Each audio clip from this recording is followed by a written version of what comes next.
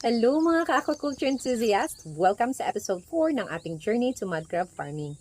Ngayon sa vlog na ito, pag-uusapan naman natin ang 7 important steps ng acclimation process. Ang tamang acclimation process para sa mga mud crab juveniles ay isang malaking hakbang upang mapanatili ang tamang environment para sa kanila.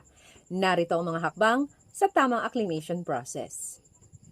Step number 1. Prepare the new environment. Bago mo ilipat ang mga mud crab juveniles sa kanilang bagong tahanan, tiyakin na handa ito. Dapat maayos ang iyong pond preparation bago sila ilagay.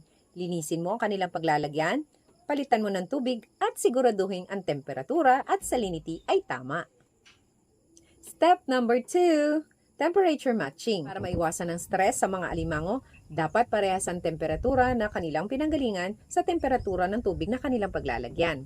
Halimbawa, kung ang temperature ng box na pinaglagyan nila sa biyahe ay 25 degrees Celsius, dapat ang temperature ng fish pond na paglalagyan mo ay 25 degrees Celsius din. Kapag kasi hindi match, maaaring ma-stress ang mga alimango at pwedeng matunaw sila sa mga susunod na araw. Step number 3. Gradual introduction to salinity. Ang pagbabago ng salinity ay dapat din pong unti-untiin. Ito ay maaaring gawin sa pamamagitan ng pagdadagdag ng paunti-unting tubig mula sa bagong tubig na may tamang salinity. Ang goal kasi ay mapanatili at mag-match ang tamang salinity mula sa pinanggalingang pond patungo sa bagong pond na lalagyan.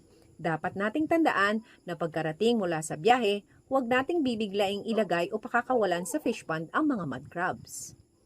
Step number 4. Light adjustment. Alam nyo ba na ang mga alimango ay napakasensitibo sa liwanag? Sa pag-a-acclimate, huwag natin silang ilalantad sa sobrang liwanag sa simula.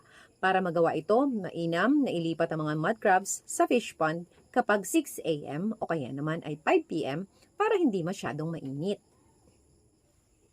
Step number 5. Observation and monitoring. Kung sila ay nasa proseso ng acclimation, mahalaga na bantayan mo silang maigi. Siguruhin mo na maliliksi yung mga similya bago mo ilipat ito sa fish pond.